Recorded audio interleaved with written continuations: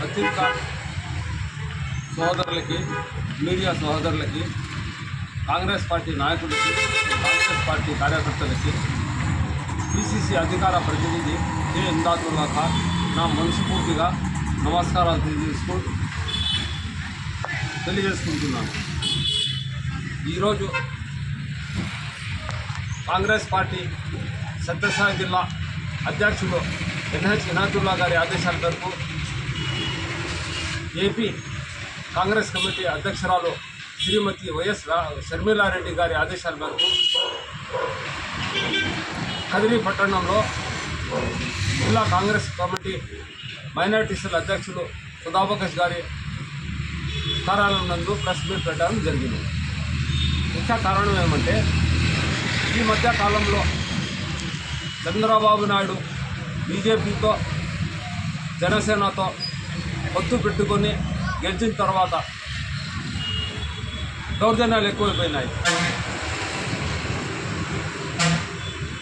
అయ్యా, తెలుగుదేశం నాయకులు చంద్రబాబు నాయుడు గారు, పవన్ కళ్యాణ్ గారు, బీజేపీ నాయకులు మీకు ఒకటి తెలియజేస్తున్నాను. మీకు ఒక ప్రశ్నిస్తున్నాను. ఇది ఏమన్నా ఆంధ్రప్రదేశా లేకపోతే ఉత్తరప్రదేశ్? ఉత్తరప్రదేశ్ అయితే బీజేపీ ప్రభుత్వము, యోగి ప్రభుత్వము రావడము, చంపడము, నరకడము, ట్రికింగ్ చేసుకోవడం, లేదంటే ఈవీఎంల ద్వారా గెలుచుకోవడం. ఇది ఆంధ్రప్రదేశ్, ఇది ప్రజాస్వామ్యం. ఇది చంద్రబాబు నాయుడు గారు, మీరు ఒకప్పుడు మా పార్టీలో వాళ్ళు నేర్చుకున్న వాళ్ళే. కాంగ్రెస్ పార్టీలో ఓనామాలు నేర్పించింది మీకు కాంగ్రెస్ పార్టీనే. ఎమ్మెల్యే అనే పదం కూడా తెలియదు మీకు. అప్పుడు మీరు శ్రీ వెంకటేశ్వర యూనివర్సిటీకి స్టూడెంట్ చైర్మన్గా ఉన్నప్పుడు మీ మంచి యువకుడు అని చెప్పి కాంగ్రెస్ పార్టీ వారు మీకు ఎమ్మెల్యే టికెట్ ఇప్పించారు. గల్లా అరుణకుమారి వాళ్ళ నాయన గారు. దాని గురించి నేను వెళ్ళానంటే మీ బండారం అంతా బయటపడిపోతుంది. గల్లా అరుణకుమారి గారి తండ్రి మీరు ఏం మాట ఇచ్చిండ్రి, మీకు ఎందుకు ఆయన ఎమ్మెల్యే టికెట్ ఇచ్చారు, ఎందుకు గెలిపించారు, ఎందుకు మంత్రి పదవి ఇప్పించారు అని చెప్పి నేను నోరు విన్నానంటే మీ బండారం అంతా బయటపడిపోతుంది.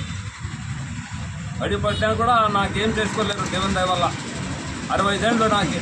ఈ మధ్యకాలంలో ఎవరో అంటే వాళ్ళు ఫోన్ చేయడం, బెదిరించడం, నీకు చంపేస్తాం, నీకు అదిచ్చేస్తాం, నరికేస్తాం అని చెప్పి రోడ్లో పోతా ఉంటాను, ఒంటరిగా పోతా ఉంటాను. రాండి చూసుకుందాము. నేను భయపడేవాడిని కాదు, దేవుని వరము, బతికే ఉన్నాను.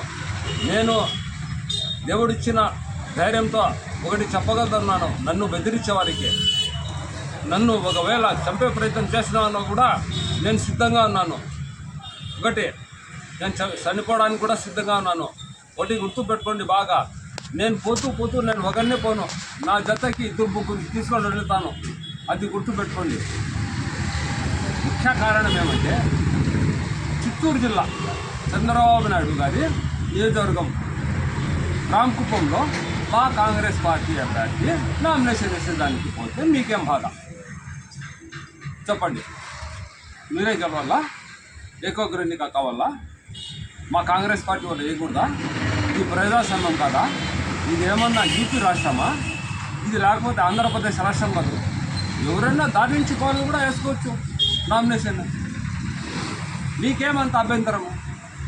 మా కాంగ్రెస్ పార్టీ అభ్యర్థి నామినేషన్ వేస్తే మా కాంగ్రెస్ పార్టీ అధ్యక్షుడికి, అక్కడ చిత్తూరు జిల్లా కాంగ్రెస్ పార్టీ అధ్యక్షుడికి, అధికార ప్రతినిధికి, జిల్లా అధికార ప్రతినిధికి కొట్టి కారు ధ్వంసం చేసి దౌర్జన్యం చేసి నామినేషన్ పత్రాలు చింపేసినారు.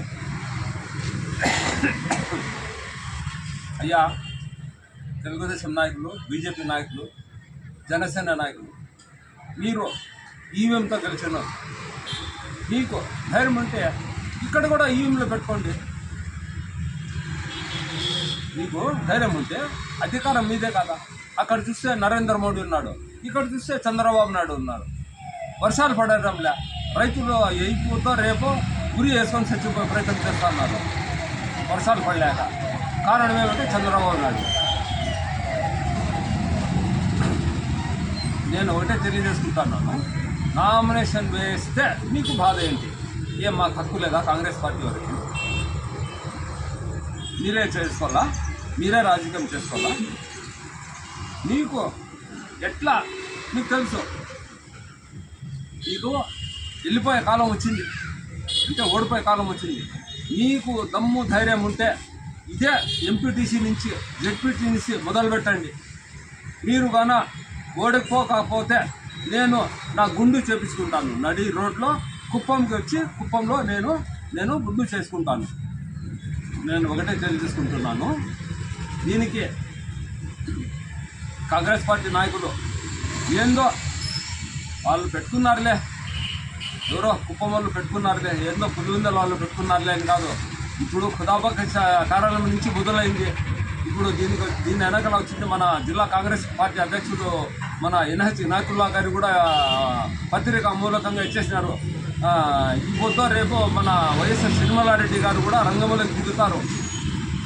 తెలుగుదేశం వాళ్ళకి మంచి బుద్ధి చెప్తారు, అది మాకు తెలుసు.